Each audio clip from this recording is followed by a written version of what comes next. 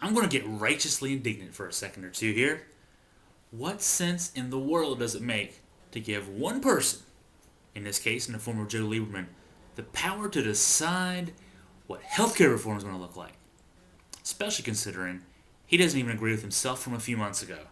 Yeah, great system. Let's give one small-minded, despotic kind of guy the ability to decide what's going to happen to a system that's going to affect 300 million Americans. Now, that righteous indignation is something that I give you with qualifier, because that's the system we have. Doesn't work.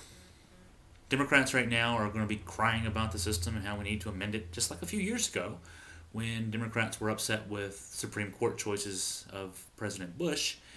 They used that system to their advantage, and Republicans said, you know what? It's ridiculous to let a few Democrats control the system that way. Same as, depending on who the party in power is in Richmond, we don't like legislative redistricting. And so, yeah, it's time for a change. Until it's not. Now, here's my true righteous indignation. Those two parties, the Republicans and Democrats, both get it wrong. Because they're not representing the people in any of these situations. Preserving the filibuster, for example. Giving the ability to Joe Lieberman, or in the case of a few years ago, again, those congressional Democrats, the ability to circumvent majority rule through means of archaic, arcane, ridiculously conceived in the first place procedures. Legislative redistricting, the same thing.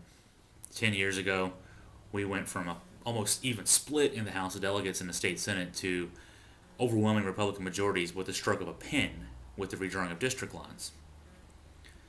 So why is it again that we, the people, don't get a say in this?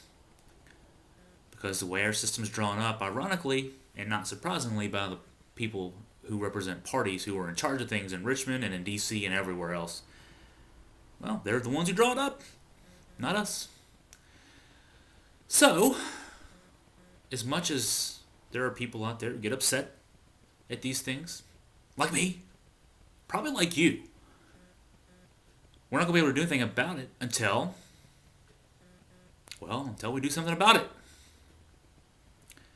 Until we say, that Constitution didn't empower Democrats and Republicans to divide and conquer. It gives the power to the people. Us. And so, we're going to have to take it back. That's my rant for today. I'm Chris Graham.